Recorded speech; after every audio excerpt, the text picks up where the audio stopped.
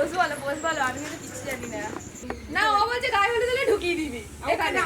কি করলা চশমা